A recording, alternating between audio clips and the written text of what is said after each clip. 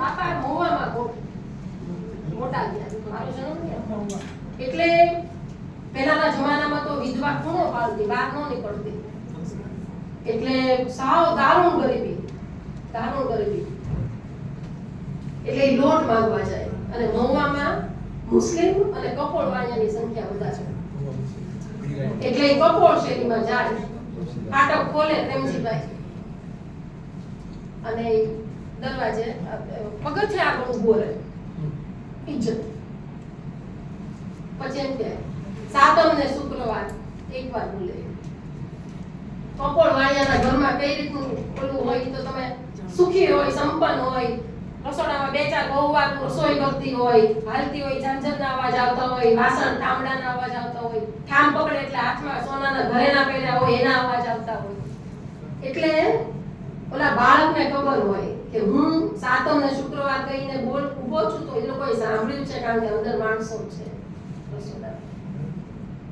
પણ એ લોકોએ સામે પ્રતિભાવ ન મળે એને. એટલે 5 મિનિટ રાહ જુએ, બીજી વાર ન બોલે, 5 મિનિટ રાહ જુએ કે સાંભળ્યું તો છે, કારણ કે બધા અંદર છે ને હું રસોડાની બહાર જ ઊભો છું. 5 મિનિટ પછી બાળક ઝાપા તરફ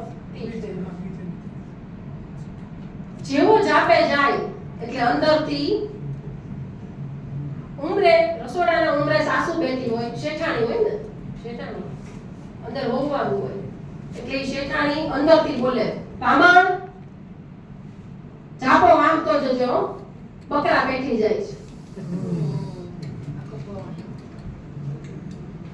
એટલે છેલ્લું વાક્ય એ છે કે માનવતાને ભૂલીને, એક્ઝેક્ટ વાક્ય યાદ નથી કારણ કે અત્યારે હું થોડી બાપાની વાતમાં અંદર બેસી છું, કારણ કે હું ભગવાનમાં માનતી નથી એવું નથી, પણ મને તો અહીંયા નીચે જેટલા બધા ભગવાન મળ્યા છે ને કે મને એમ થાય ગોલા ભગવાનને મારે તો ફ્રી રાખવો જોઈએ.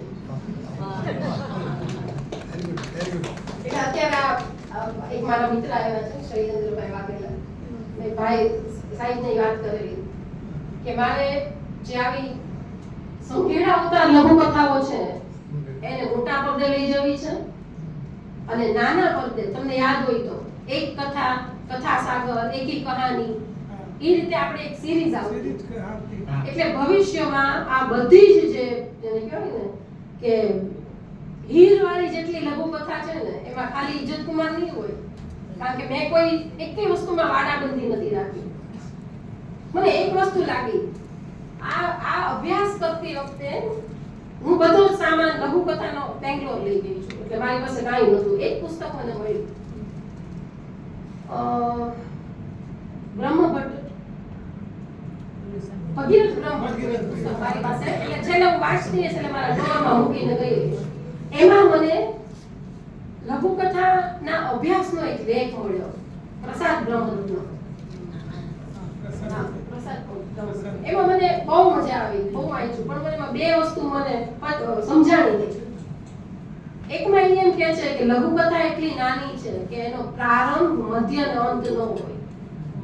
હું એવું નથી માનતી, કારણ કે મેં તો આ મહાનુભાવોને જે રીતે, કારણ કે જુઓ સાંભળો, ટેકનિક્સ નહીં આવડે પણ તમે જે આ લોકો પાયાના પથ્થર છે ને, ઇજ્જત કુમાર ત્રિવેદી, મોહનલાલ પટેલ અને ખાસ રમેશભાઈ, જે એને તમે ફોન કરીને પૂછી શકશો, કારણ કે આપણા સદનસીબે છે, ઈ લઘુકથાને રિપીટેડલી તમે એનો અભ્યાસ કરશો ને, સ્વાધ્યાય અને અભ્યાસની સાથે પ્રીતિવાળું એક તપ આગળ લઘુકથા માટે. તો મને બે વાત એ એક ન સમજાણી કે એમાં પ્રારંભ, મધ્ય અને અંત નથી હોતો, એવું ન સ્વીકારી શકાય. હોય છે પ્રારંભ ટૂંકો હોય, મધ્ય એટલો મસ્ત એક ધારી ગતિથી આગળ વધતો હોય, જેમ હોકીમાં ઓલો ખેલાડી ધીરે ધીરે ધીરે બોલ લઈને જતો હોય ને, સાચવતો, ખંગોળતો, એને અવરોધોથી અટકાવતો આગળ જતો હોય, એની એકદમ સરસ રીતે મધ્યમાં ગતિ એક સરખી હોય. એટલે ઓલા ભૂંડ જેવી નહીં, એક ધારી ભાગે એમ નહીં, પણ બરાબર એના પ્રયાસપૂર્વકની હોય, અને એનો અંત પણ હોય. અંત કેવો હોય? ગોલ થાય જ્યારે ત્યારે આખા ઓડિયન્સમાં ચીચિયારી બોલે ને, ગોલ ગોલ. ક્યારે કૃતિ તે ગોલ ગોલ બોલે, લખનારે બોલે, બીજી એક વાત, લઘુકથાના પિંડની વાત થતી હતી લેખમાં, અને એના વિકાસની, લઘુકથાની જે સર્જન થયું છે એની વાત થતી હતી. ક્યાંય ઇજ્જતકુમાર નો દેખાડા મને. પછી મેં રાત્રે વાંચીને બંધ કર્યું ને ત્યારે મને એવું મનમાં કારણ કે હું બહુ પોઝિટિવ, મનમાં એક વિચાર આવ્યો કે કદાચ એવું બને કે માત્ર કડી આજુબાજુના કોઈ સર્જકોની વાત લઈને બેઠા હોય.